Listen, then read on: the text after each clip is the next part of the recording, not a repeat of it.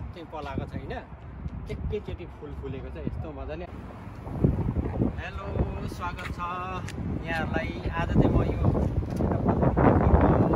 सिन्सिनाटीको JC पेनीको पछाडिपट्टि छु अनि यहाँ चाहिँ यस्तो मजाले फुल फुलेको छ। यो फुल चाहिँ ठ्याक्कै यो अहिले चाहिँ यो फुलको टाइम भनेको चाहिँ एकदम हाइएस्ट पिक। मैले बोलेको पनि राम्रोसँगले रेकर्ड भइरहेको छ छैन, साउन्ड हावा एकदम चलिरहेको छ। यस्तो राम्रो मौसम छ, घाम पनि छैन आज, पानी पनि छैन, तर मौसम चाहिँ एकदम राम्रो छ। यो चाहिँ सिन्सिनाटीको यो चाहिँ कोल्ड रेन एरियामा पर्छ। यति मजाले फुलेको छ, यहाँदेखि तलसम्म देख्न सक्नुहुन्छ।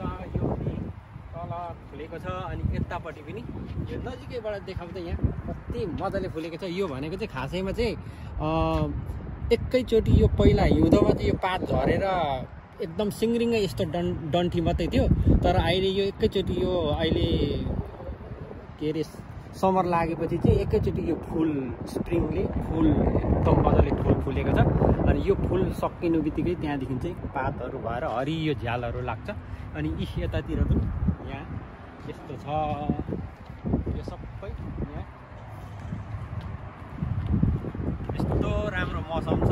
अहिले चाहिँ यो मार्च महिनाको चाहिँ लास्ट विकमा छौँ हामी अहिले। यो चाहिँ सिन्सिनाटी है, सिन्सिनाटी ओहायो। यो फुलको चाहिँ एकदम हाइएस्ट पिक छ, यो चाहिँ हाइएस्ट पिक टाइम छ। यो यतिखेर चाहिँ अब मध्ये फुलेको अवस्था छ अनि यहाँदेखि परसम्म पनि फुलै फुल छ। यहाँहरूले मजाले देख्न सक्नुहुन्छ। यो फुल चाहिँ अब यो अलिक दिनपछि चाहिँ यो फुल सबै झरेर पत्ता पत्ता हुन्छ।